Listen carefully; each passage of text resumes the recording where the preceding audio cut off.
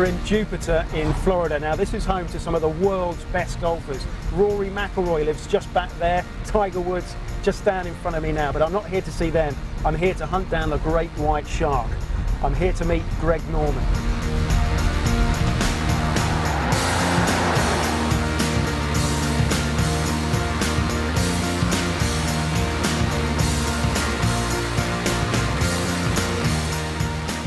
The story goes that your mother was going off to play in a tournament and she asked you to caddy, or you wanted to caddy, and you went out and you caddied for her, and then you played a few holes after she had finished.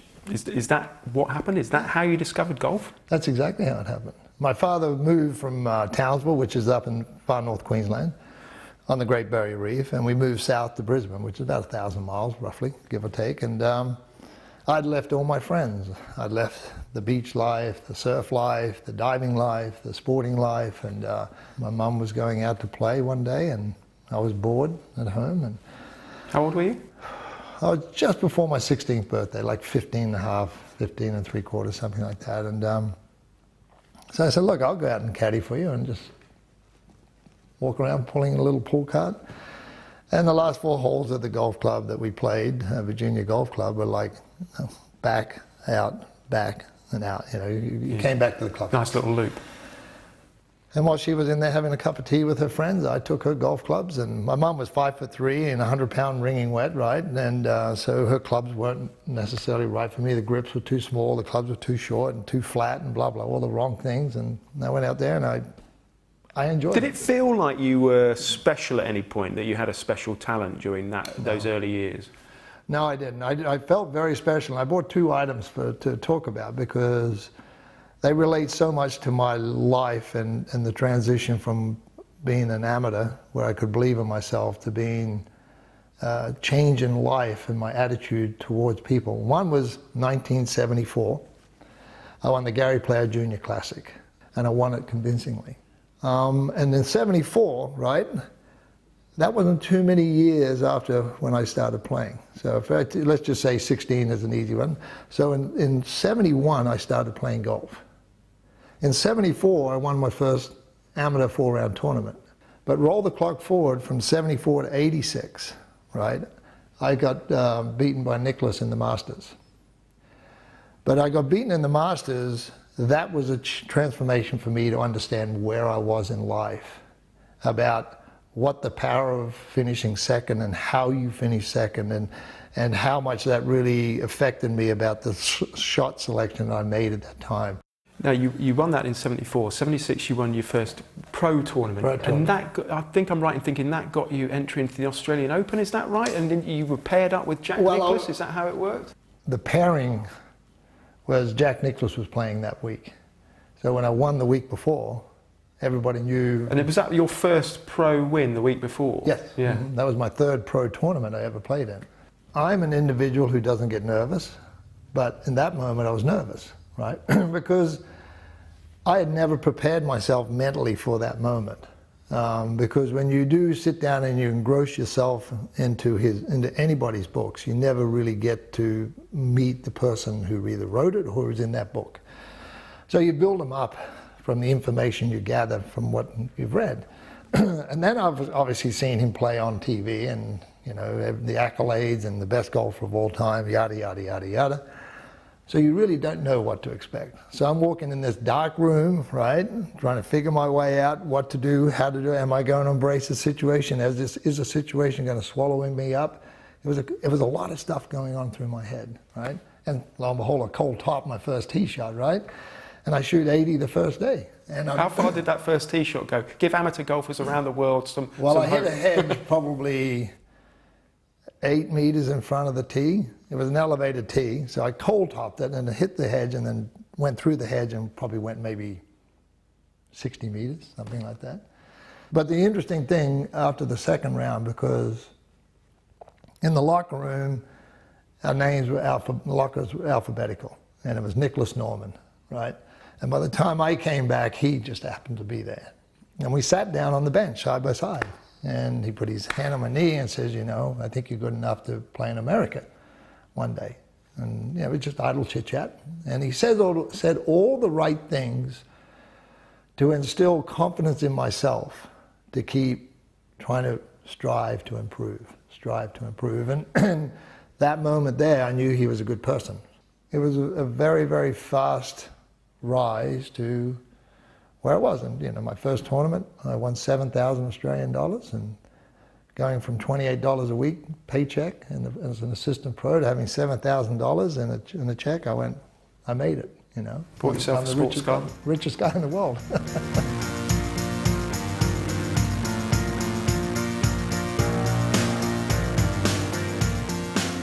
That one stung the most because that was just a...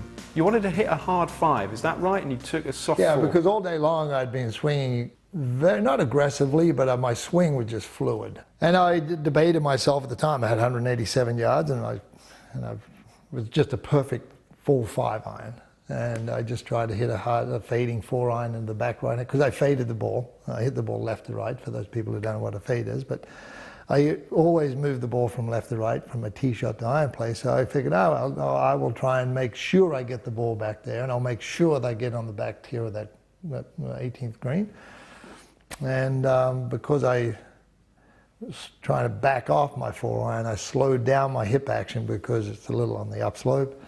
And I didn't fire my hips up the slope because gravity comes into play, and they were a little slow. The club got stuck behind me, and right started right, you know, and from there your chance was gone.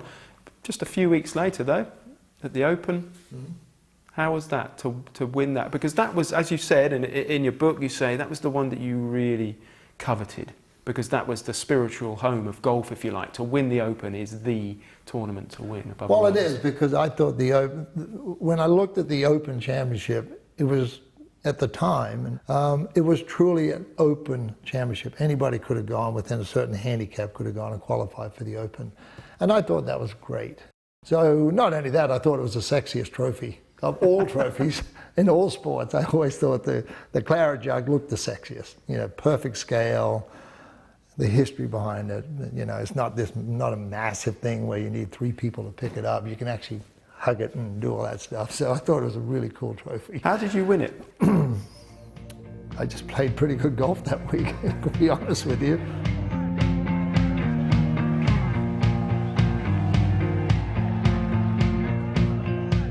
The crowds loved you, the galleries loved you, and you know, you were different, and you had the straw wide-brimmed hat, and you were from Australia, and you were the shark. Were you aware of your brand image at that point?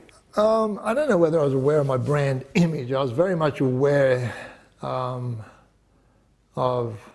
the connection I had with people. But I was always of the big believer of be who you are and never change who you are.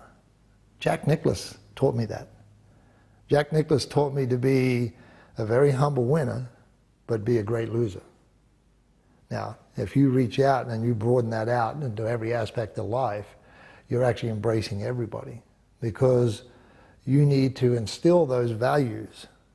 Just because we're good enough to hit a white golf ball from point A to point B, and people put us up on a pedestal, I still think that's crazy, but they do. So now you have to make sure that when you speak to them like it's a fireside chat. You speak to them like they can reach into that camera and they, oh, Greg, I know you. I know you. And that's a unique talent, I was taught that talent. I was taught that talent by other great players.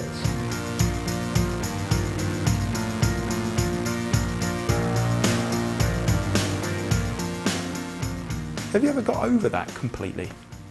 Well, I never do, because people keep asking me the question. And look, it's part of history. It is what it is. I had no control over what Larry was going to do. I have control over what I do. That's why 86 stung me more than 87. Because you were more in control of the 86 I was in control of the situation. There's a wonderful moving bit in your book.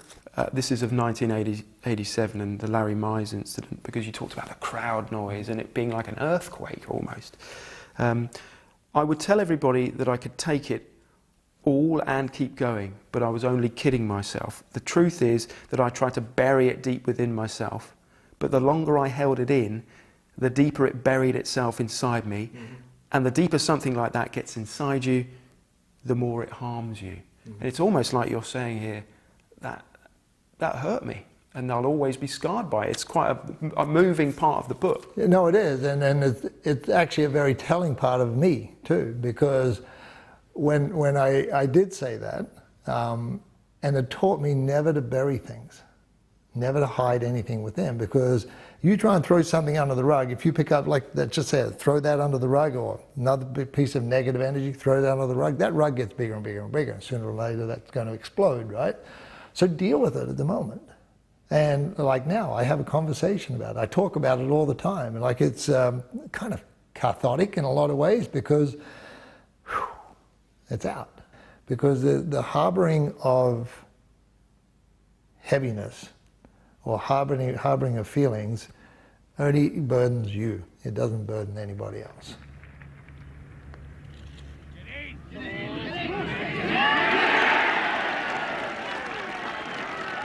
Do you feel that you've been given the credit you deserve? 331 weeks as the top golfer in the world, second only to Tiger Woods, and miles ahead of anybody else. 2 major victories, second in all the other majors numerous times, 90-odd tour victories. When you are under the microscope of life, people have an opinion. One thing that really does bug me, that people judge you on their opinion of you without knowing you, right? Judge me for all you want by sitting down and having a conversation with me, but don't ever judge me on not knowing me. But you know, it's a freedom of speech. How would you rate the status of the game of golf at the moment? Fantastic. Really? Fantastic. I say that, and you'd have seen, I'm sure, the surveys. Participation numbers dropping. Forget participation. This is the one thing that I think we all have the wrong focus about. Participation is tied to the economy. When there's an economic downturn, and I've probably been through 6 of them, maybe 7 of them because of my time on this planet, you'll see when disposable income gets tight, golf suffers. When the economic boom is in place, golf rises. So participation is directly linked to the economy, I truly believe. I believe we actually focus on growing the game of golf in a couple of fashions: scalability and sustainability. If we do that correctly, then everything else will take care of itself. What do you mean by those 2 points? Scalable, okay? We want to be able to grow the game of golf in a scalable fashion. Let's just say the cost. The cost of building golf courses, the cost of maintaining golf courses. How do we scale that out to where we can still protect the game of golf and have it where it's a playing field for everybody to enjoy? That's scalable. Sustainability. Sustainability is building golf courses that gets handed on to generations without this burden of the annual dues. The way to continue to grow golf, yes, sustainability, yes, scalability, but you've got to bring young people into it. And I just wonder where those young people surely are only going to come from one place. You know, the people who are economically able to do it. Yes and no. You've got to bring the Gen Xers and you've got to bring millennials. Okay, you've got the baby boomers over here, which are really the backbone of the game of golf, quite honestly. You have the baby boomers, and that will continue to spend in the game of golf. How do you bring the Gen Xers? How do you bring the millennials in? You've got to get out of this traditional box that golf is in, right? You have to open it up to these savvy social media, connected with my device, to 70,000 followers if they got a Twitter account, or to their best mates who live somewhere else in part of the world. You have to open that up. If a kid wants to get in a golf cart and put on loud music to go and play, let them do it. No. Absolutely.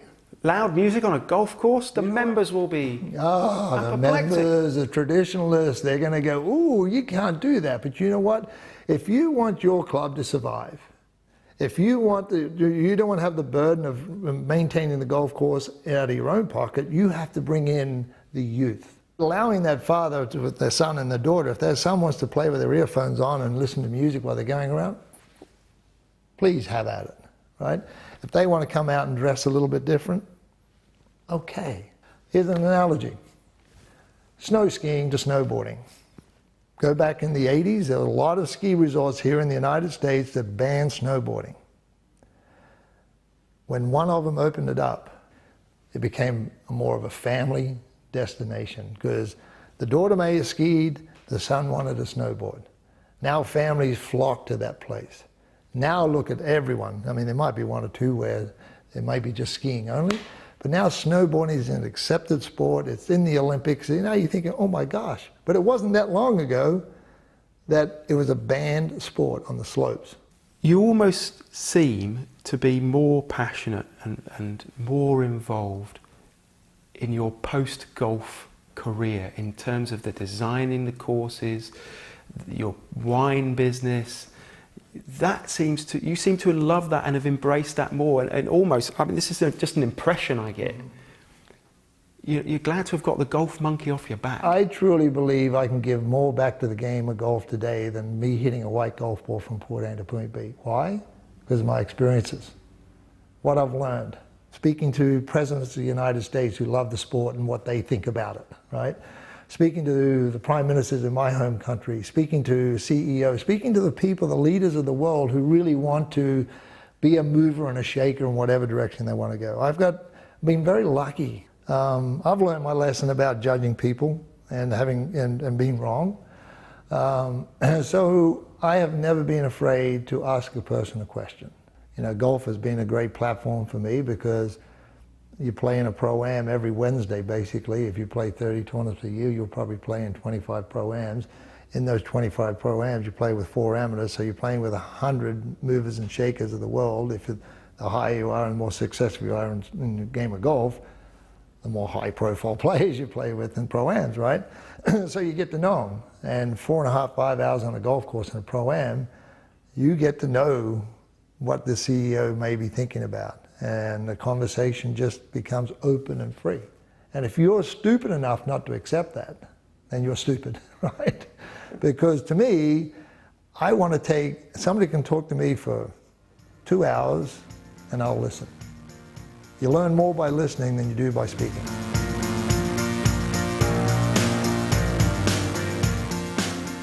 Let's talk about your hand. I know it was a while ago now, a few months. Is it okay? It's going to be where it'll be for the rest of its life. Better than the alternative. It was very, very close. I was within a millimeter of severing the ulnar nerve and severing my artery. So I was very, very close. Lucky, you know. And, you know, I'm a big believer in destiny in life anyway. And when you think about the sequence of how it happened and the experience I have had with chainsaws in the past, all good, you know, because I do use them a lot, just how close it could have been to being something majorly bad where I could have had no use of my fingers or my hand. And I do have full strength back in here. I have full strength in my forearms and my fingers, a little bit of numbness here, which will always be there. When I first came back and started chipping, I really couldn't find the bottom of my swing because of the numbness right here in this part.